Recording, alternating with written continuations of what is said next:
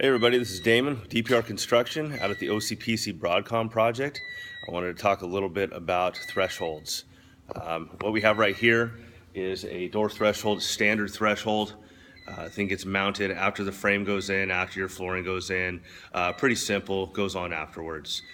There you don't pose too much of a problem. The threshold I really wanted to focus on is our flush mounted thresholds that are typically found in main entryways, and they're more of an architectural feature.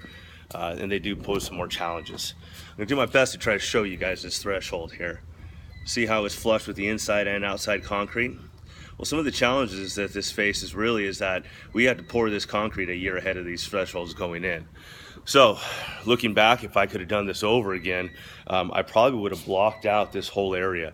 You need to make it look right with construction joints. I probably had it came out like 10 feet and maybe even been a little bit wider than the door. Reason for this is that when you have a straight metal threshold edge like that, it's very difficult a year ahead of time to get that concrete to line up perfect and have that 1/8 inch gap or 16th or whatever that architect is looking for.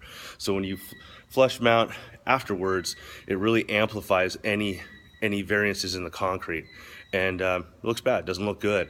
And so if I were to do it over again, if I could, again, I'd say I would block this out and I would probably put a rat slab in here. And once these thresholds go in, you can stab the controller box in your rat slab underneath to get the right elevation.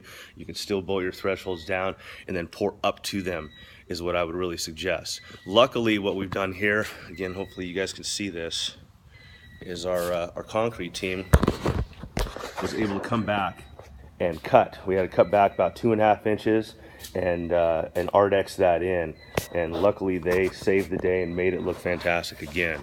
So lesson learned that if you do see a flush mounted seal like that, threshold, is take into consideration how your concrete is going to be, and it might be best to block it out early. Thank you. It'll be enjoyed. Bye.